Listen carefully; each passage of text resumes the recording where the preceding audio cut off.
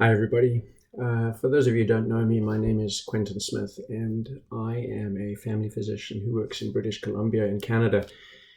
I also am an elder in a congregation called Grace Fellowship Chilliwack and a biblical counselor through the Association of Certified Biblical Counselors. I wanted to put out a message that is hopefully going to be encouraging to our people within our church around this particular time.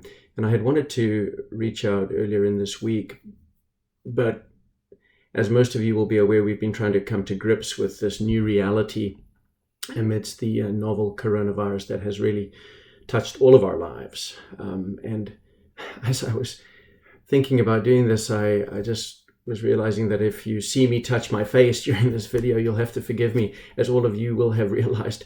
Some of these things are difficult to stop doing, but the one thing that has really struck us during this last week is that there has been a lot of uncertainty. And as humans, uncertainty, things we don't have control over, makes us anxious, probably more than anything else. And I've seen anxiety, I've seen fear, I've seen the uncertainty, and I've seen in some cases some panic. And even in other people who are very realistic, these people have even been wondering, even second guessing themselves, if they should actually be hoarding and stocking up and getting antibiotics just in case. They know that they ought not to panic, but they're wondering whether they're actually neglecting their duty to their family by not doing these things. So there's a huge spectrum out there.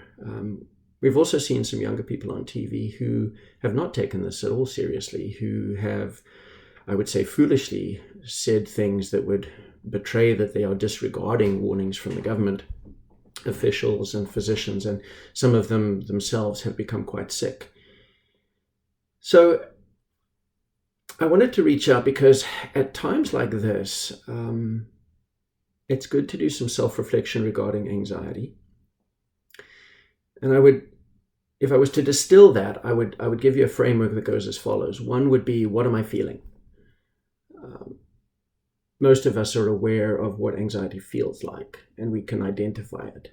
The second question would be, why am I feeling that way? And in this case, we know that the topic is the coronavirus and its implications to society. And the third thing within that framework, so number one is, what am I feeling? Why? The third thing is, what can I do about it? And that breaks down into two subcategories. And that would be, one, things you have control over. And secondly, things you don't have control over. And generally speaking, the things that we have control over, crudely, would be a to-do list. And sometimes even that list can be overwhelming because of its length. But if you plug away at it and you get things done, there's a tremendous amount of satisfaction that can come from getting those things done and off your plate. But in the category of things that we don't have control over, that's where you have to have some faith. That's where most of the time people spin their wheels because they worry about things that they really don't have control over. And that's the difficult and debilitating type of anxiety. I want to talk about that later. But first I want to put on one of the hats that I wear, and that is as a physician. I'll put my physician hat on first and just say this, that none of us really has a great handle on this completely. We are all learning as we go along. And I would just try and say this. There's been a lot of comparison between influenza epidemics and even the previous pandemic of swine flu, the H1N1 that came through in 2009, and comparing it to coronavirus. And I just want to say a bit about that. The first thing is that with the swine flu, it's difficult to get accurate data, but the data on the internet will say anything from 700 million to 1.4 billion people were infected. Of that, 150,000 to 575,000 died. Now that's a massive range, which just goes to show how difficult it is to actually get decent data on these things. But that would translate to a death rate anything between 0.02 and 0.04%. And that actually, when all was said and done, is roughly equal to the seasonal influenza death rate. And the difference was, at that particular time, the seasonal flu, if you're going to die from seasonal flu, 80 to 90% of people who die are more than 65 years old. But with the swine flu, it hit a lot more young people than the seasonal influenza. But this coronavirus is different to that. It's different to those two examples, and this is much more lethal. And in Italy, the death rate has approached 8%. And so to put that in perspective, it's probably 200 times the death rate over the H1N1 or seasonal influenza. But having said that, on the positive side, we still believe that about 85% of people get mild symptoms, and of those who don't die, others will get quite severe symptoms and will require significant medical intervention. And it is, secondly, sobering, and we need to remember this, that while the elderly are more at risk, this is hitting younger people, and for that reason, we must take it seriously. There are numerous younger people within the population, with or without comorbidities, that are needing to be on ventilators to recover. So these will be rare, but we must remember that you're not immune to that just because you're younger. The other thing that was that there was a family in New Jersey who lost a mother, 2 brothers, and a sister, and 3 others are infected in the family as a result of having a family dinner early this month. So it is a different beast. We do need to be careful, but we also have to balance that a little bit. So I thought I would just, from the physician point of view, kind of just talk to you a bit about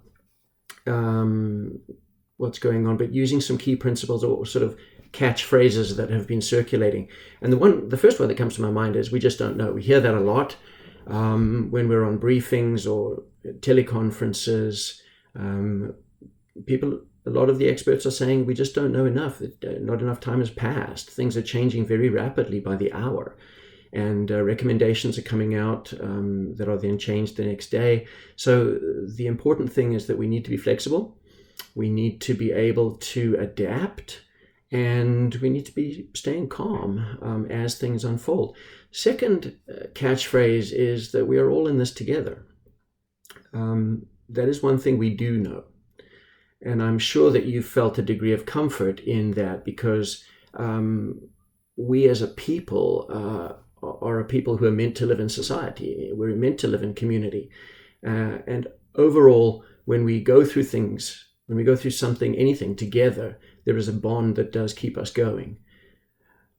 Thirdly, we've heard the term flatten the curve, and I'm pretty sure everybody knows what that means at this point. But really, it's about avoiding the peak that may come and overwhelm the healthcare system, primarily because there's no active treatment to prevent this disease, and the sickest people may simply need support through the illness, which might mean, in worst case scenario, ventilator, even perhaps being on dialysis.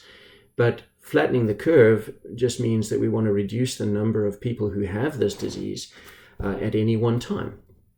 And that leads to the fourth principle that we've heard, and that is social distancing. And I would suggest, as you've probably heard in the last 24 hours, the idea of social distancing being less popular, because I think people are realizing that isolation is not that great for people.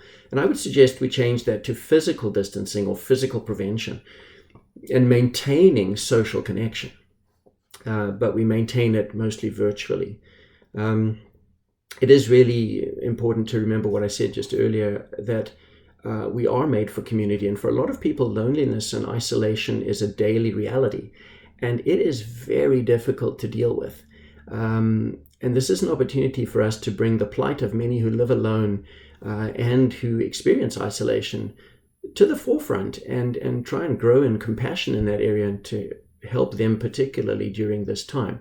There's nothing like going through something yourself for your compassion to grow in that area. But for those who have been downplaying this social or physical distancing and acting as if the whole thing has been overblown, to you I would say, look, it's not about you. I would just ask you respectfully to remember that though you might get infected and get mild symptoms and blow it off, you may act as a vector and bring it home to a loved one. You might give it to your frail grandmother who may die, or someone else may not fare as well as you did. So in one sense, it's not about you, and in another sense, it is about you, and doing what you can do. We have to do this as a society together for everybody's benefit. Next catchphrase would be that, and one of the issues that we're facing is we're running out of supplies.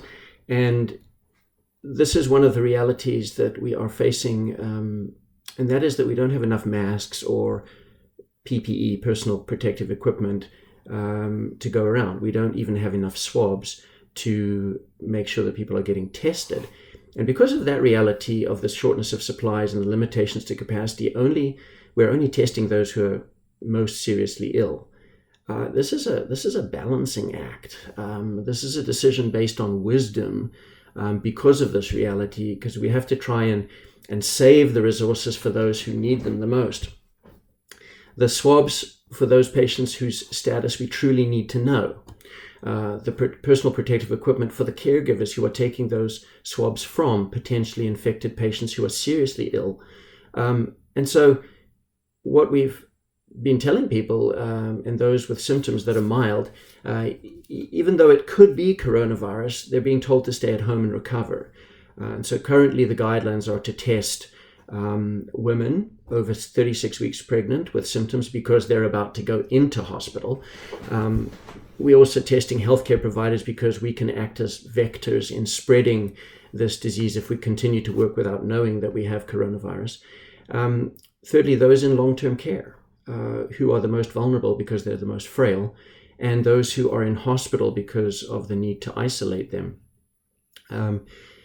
if they are infected. But if we only test those who are the sickest, we really are not going to know the total number of people who were infected and didn't die because they were not tested. So you may feel that you've had coronavirus and be somewhat disappointed that you weren't able to get a test, but that is just the reality, and that's what we're asking people to live with. We ultimately will really not know what the ultimate death rate was because of that, because not everybody who has symptoms is being tested. So when you think about it, for a death rate, you need a numerator, which is the top number of a fraction, which will be those people who have died, and you need a denominator. But we'll never during this crisis have an accurate denominator, which is the number of people who were infected. So it's those who died divided by the number of people who had the virus. And this is just another uncertainty that we'll have to live with. So even if you think that you had coronavirus, the reason why you're not being tested is because of the supplies issue. Another catchphrase, necessity is the mother of invention. We, this week, started to ramp up, and in the office we've been doing virtual visits over the computer or over the telephone. Other places in society, there are distilleries who are stopping producing alcohol for beverages, and they're starting to produce hand sanitizer. We have factories that are retooling to make masks. This is the power of human endeavor and working together, and it is amazing to see what is happening, and we need to celebrate that as a people and not forget about all those who are working hard to do things on behalf of others. Next one, it would be mitigating risk, not eliminating it. This is a thing that we really have to remember, and governments have evoked an unprecedented response to closing borders and grounding flights, closing schools and universities. Conferences have been cancelled. exams and gatherings with significant numbers of people have been stopped. This is the kind of response that we really do need to slow down the spread and to flatten that curve. And it really amounts to mitigating the risk. We're not aiming to completely eliminate it, but the best we can do is to mitigate it, and we're going to need everybody on board. Next is the economic and societal fallout.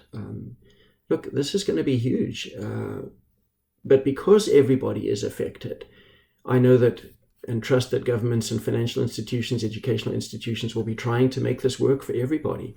And again, I want to say that I think it is a source of encouragement to us that we are all in this together.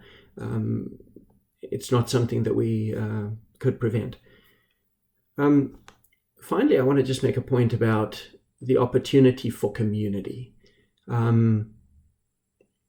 It's interesting that there have been so many who have just stepped up to serve one another, meet one another's needs.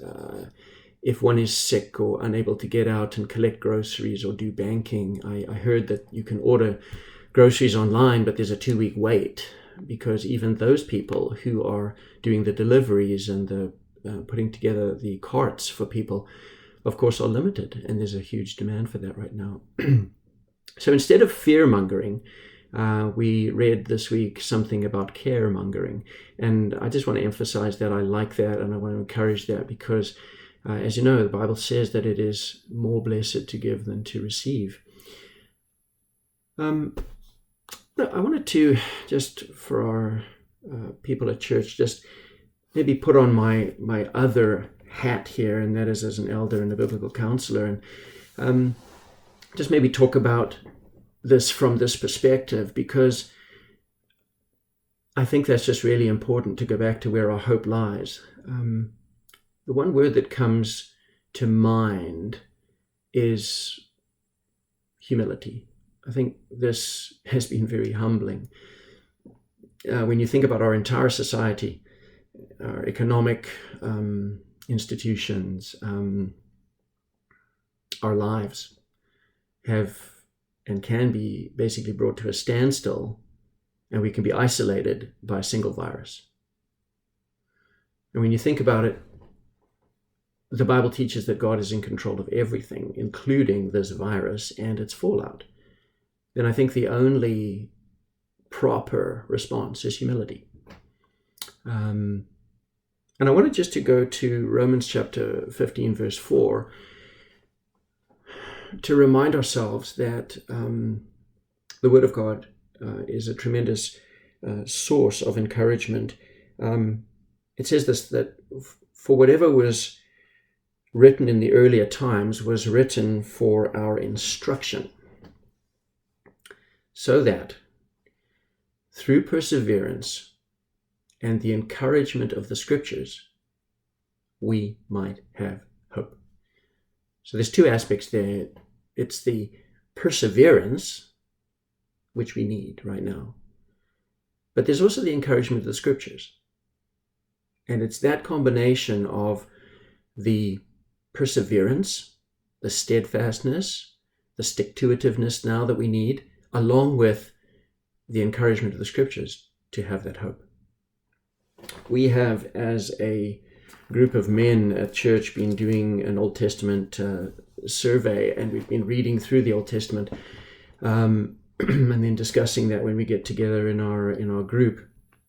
And there's been so much that has come out of that for each of us as we've discussed it. But I wanted to maybe talk about 3 passages with you this morning to encourage you. The first was from Ezra chapter 1. The context of that is that Israel has been taken into captivity in Babylon in 605 BC by Nebuchadnezzar, the Persian king. And Israel would remain there for 70 years. The consequence of their disobedience and rebellion against God was that he used Persia to take them into captivity as a punishment.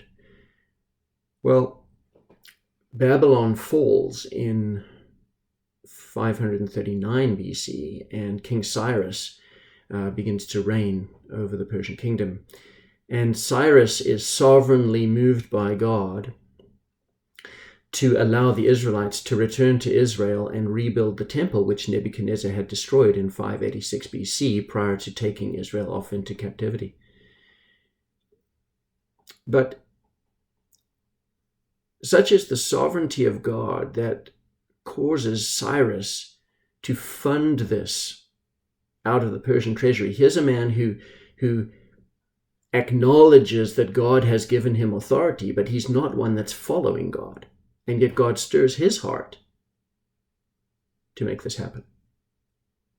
And then God also stirs up the people to support one another with goods and free will offerings for the purpose of building up the temple again of God in Jerusalem. And I just want to read to you the first 11 verses of Ezra chapter 1. Now in the first year of Cyrus, king of Persia, in order to fulfill the word of the Lord by the mouth of Jeremiah, which is also Isaiah, the Lord stirred up the spirit of Cyrus, king of Persia, so that he sent a proclamation throughout all his kingdom and also put it in writing, saying, Thus says Cyrus, king of Persia, the Lord, the God of heaven, has given me all the kingdoms of the earth, and he has appointed me to build him a house in Jerusalem, which is in Judah. Whoever there is among you of all his people, may his God be with him. Let him go up to Jerusalem, which is in Judah, and to rebuild the house of the Lord, the God of Israel. He is the God who is in Jerusalem. Every survivor at whatever place he may live, let the men of that place support him with silver and gold, with goods and cattle, together with a free will offering for the house of God which is in Jerusalem.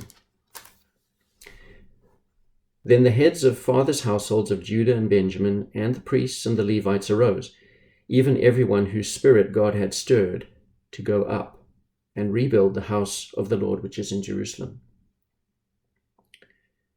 All those about them encouraged them with articles of silver, with gold, with goods, with cattle, and with valuables, aside from all that was given as a free will offering.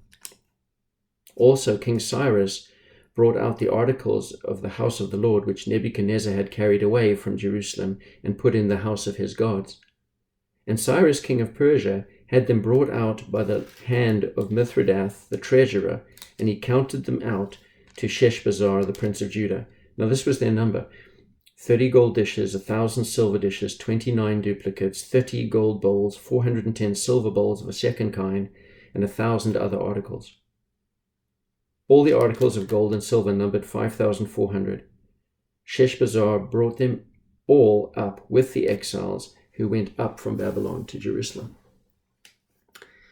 Now the fascinating thing about this is that if you read Isaiah 44, verse 28 through to chapter 45, verse 8, one realizes that this prophecy was made 175 years before Cyrus even began to reign, long before he was even born. It's a fantastic picture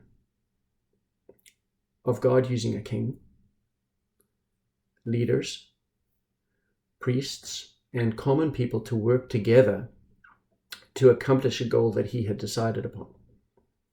And it really is a stunning reminder of both the sovereignty of God and what is possible when people work together.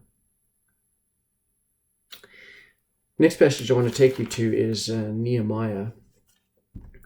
And Nehemiah was written after Ezra, and this occurs long after the temple is built, and it goes back to about 445 BC, where the prophet Nehemiah returns to Jerusalem to rebuild the walls around the city.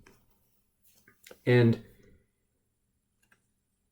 at that time, he's in the service of the king of Persia, who at this point is Artaxerxes I. And what happens is that Nehemiah gets word from Judah to say that the Israelites are in great distress and reproach because the wall around Jerusalem is in ruins. The temple has been rebuilt. That's finished. But there is no wall. And the wall of a city in that time was a great source of protection and confidence for the people who lived there. Nehemiah is devastated, and he weeps and mourns for days with fasting and praying, and God puts the desire within his heart to go back and rebuild the city walls. And at that time, he's serving the king as a cupbearer, and he needs to ask the king to release him from his service and go back to Judah. And he has a very good relationship with Artaxerxes. But in preparation for his discussion with Artaxerxes, he prays and he confesses both his own sin and the sin of his people that had placed them in captivity far away from Judah in the first place. And he asks God to go before him and produce a heart of compassion in the king. And Artaxerxes knows Nehemiah well, and when he sees his sadness and asks him why his countenance is down, Nehemiah tells him about this desire to go back to Judah and to rebuild the wall around the city. Well, not only does the king grant him that request, but he also sends him letters and some of his army officers and horsemen to achieve that. And as soon as they start to rebuild the wall, there is opposition from enemies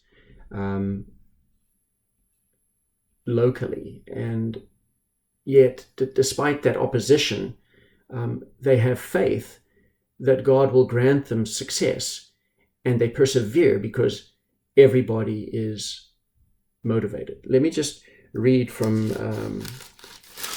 Nehemiah chapter 4, just from verse 6 through to verse 9.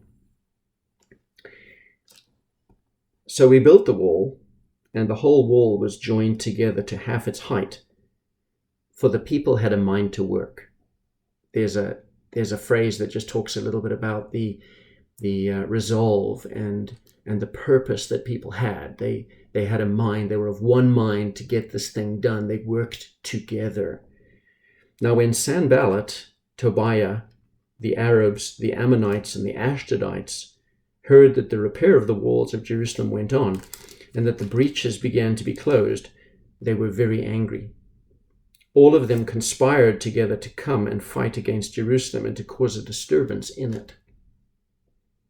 But we prayed to our God, and because of them, we set up a guard against them day and night. So you can see the opposition. You see the motivation of the people to be rebuilding the wall, but you see the opposition, and then you see something else. You see faith working together with prudence. They trust the Lord, but they set the guard. And then another example of the prudence comes later in the chapter when the opposition really ramps up, and there is a conspiracy that becomes known about where they're going to be attacked. And so what they do is that they divide up, and some stand guard while others work. And even those who worked either holding their swords or at least having their swords at their sides. So faith and prudence. Now, I'm not suggesting that we arm ourselves as we have seen a spike in the purchase of guns and bullets in the US. Not at all. The principle is much, much more simple. God has given us faith and wisdom, and we need to use both as we face this crisis. The third passage I thought I would share with you is just something on my heart, and it comes from 1 Thessalonians chapter 4, verse 11 through 12. And really, I don't know about you, I think most of us are far too busy these days. We are driven people. We accomplish a lot, but sometimes at great cost. And so I wanted to share with you the fact that normally our lives are anything but quiet. And this has and will create a certain quietness that will be difficult for some of us to manage. And notwithstanding the difficulties that will come economically for people, I totally understand that that is going to be very difficult for a lot of people.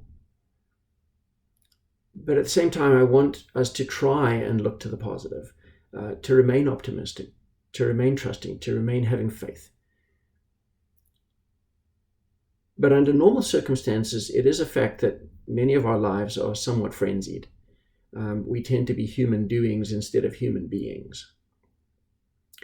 And sometimes, dare I say it, even in our faith community, our faith can be a series of things that we do, so that our church activity becomes our faith. I think there's a real danger for some of us in that. And this could be an opportunity for us to drink really deeply in a very personal way in our relationship with God. This might represent an opportunity for us to slow down enough to catch up with our humanity and actually be a human being. Live a bit more in the moment. Have some margin in our lives, a time to read, a time to pray, a time to reflect, and a time to serve one another and think of others as more important than ourselves. Philippians 2, verses 3 and 4. It might be an opportunity to spend some time away from screens. I know that the Netflix accounts and YouTube's accounts have been going crazy, but maybe let's think about an opportunity to spend some time away from screens. You can still go for long walks as a family, obviously within the bounds of physical distancing. You can spend some time connecting with your kids in a real way. Time to bring out the puzzles and the board game, family devotions. Many of you will get a taste for what it's like to homeschool as schools try to move to more of an online presence supported by parents in the home. Try to embrace these things as an opportunity and have the perspective that outside of these times, we live in a very privileged freedom.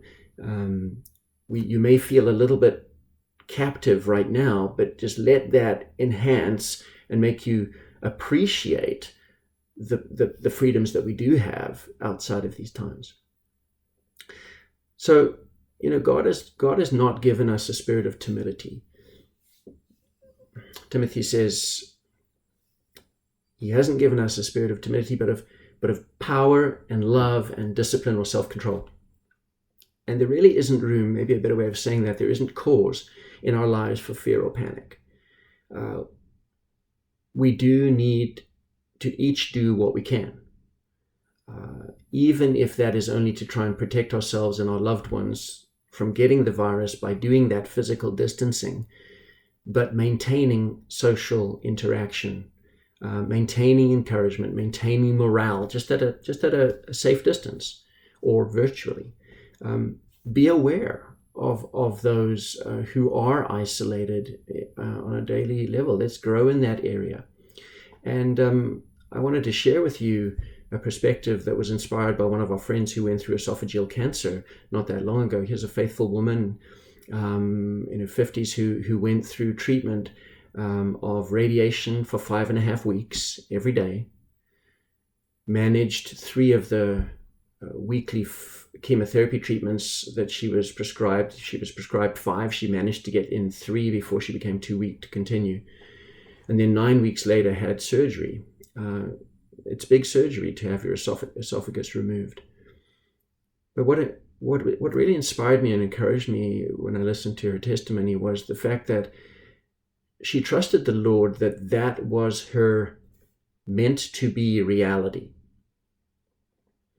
This was what she was supposed to go through. He had sovereignly chosen this path for her. And in that humility, and with that faith, she sought out the treatment that was available to her. But every day, when she went into the hospital, she reminded herself that for the Christian, there is no bad outcome.